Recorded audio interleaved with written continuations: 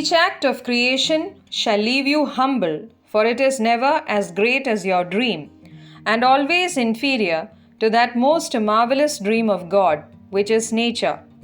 These are the remarkable words of Gabriela Mistral. Gabriela Mistral was a Chilean poet. She was born as Lucila Godoy Alcayaga, and she took up the nom de plume or the pseudonym of Gabriela Mistral when she started writing poems. She was born on April 7, 1889 in the small town of Vicuna in Chile, and she was brought up in the Andean village of Monte Grande by her mother and her elder sister.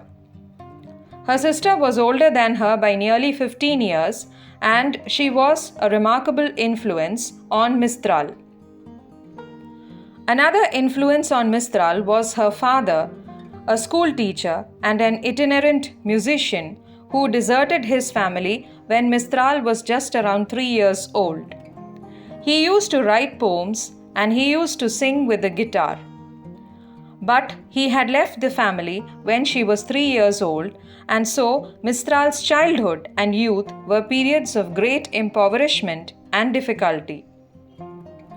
She became a teacher's aide with the help of her elder sister, Emelina Molin, and supported herself and her family by the time she was 15 years old. Mistral had a very tough time as a child, and she also did not have access to good education. Gabriela studied at a public school, but she was falsely blamed for stealing, and her teachers and fellow students ridiculed her. She then applied to another school where she was not admitted because of her socialist ideas, which she had written about in local newspapers. So, she was forced to discontinue her studies at a very young age. She was self-educated, and with the help of her elder sister, Emelina Molina, she was able to get the job of a teacher's aide. It was her articles and publications in various local and national newspapers and magazines that brought her into the limelight. Chile, in the western edge of the South American continent, had very few trained teachers in the beginning of the 20th century. There were very few people who had access to good education, and the number of teachers willing to work in the remote rural regions of Chile was very less. Mistral had the tenacity, the courage, and the indomitable enthusiasm to move to schools in inhospitable regions of Chile. By the 1920s, Gabriela Mistral had attracted political attention, and in 1921, she was appointed the director of Santiago's most prestigious girls' school. Her appointment to this much sought-after post attracted a lot of controversial attention. So, in 1922, she accepted the Mexican president's offer to devise a national education system for Mexico and restructure Mexican schools and libraries. It was in 1922 that Mistral published her most famous work, Desolation, in New York. The book is a collection of poems that reflect the deep sorrow, pain, and hollow despair experienced by her when her first love, Romelio Ureta, a railway employee, committed suicide for reasons unknown and unconnected to their relationship. Mistral, in one of the poems, expresses her sense of loss and misery for never having the chance to have a child with her dead lover. Mistral had already become an internationally famous icon because of her journalism and her lectures. She traveled extensively in America and Europe, and in 1924, her second book, Ternura or Tenderness, was published in Madrid, in Spain.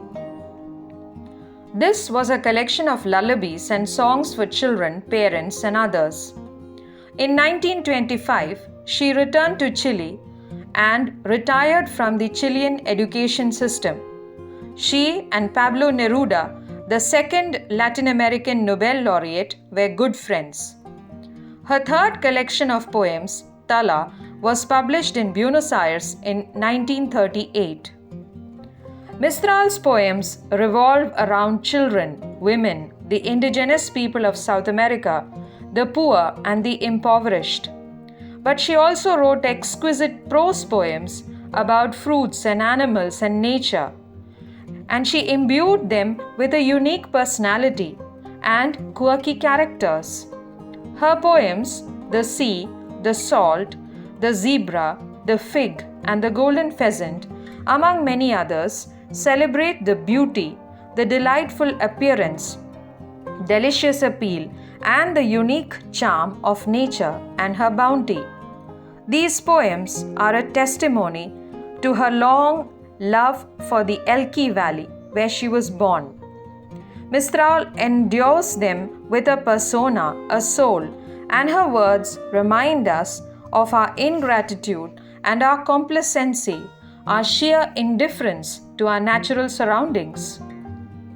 There is a poem, The Golden Pheasant, a prose poem, where she makes the drab and dull-colored hen pheasant speak to the male pheasant who is flamboyant and has colorful plumage.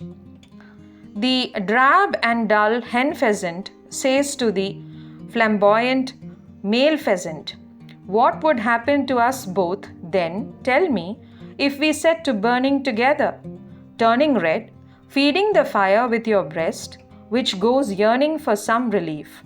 Without me around, the hens would look at you like a necromancer. Thanks to me, they can carry on with you and tolerate having you around."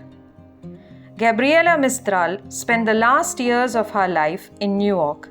She died from pancreatic cancer in January 1957.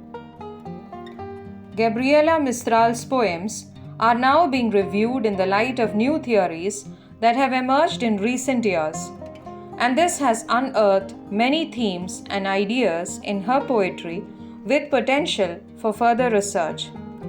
Young researchers who are looking for new and interesting areas can definitely take a look at the prose poems and the prose writings of Gabriela Mistral. At the end of the presentation, I have enclosed the sources which I have referred to. I hope they will help you in reading more about Gabriela Mistral and reading her prose poems, which are very interesting and extremely delightful. Thank you.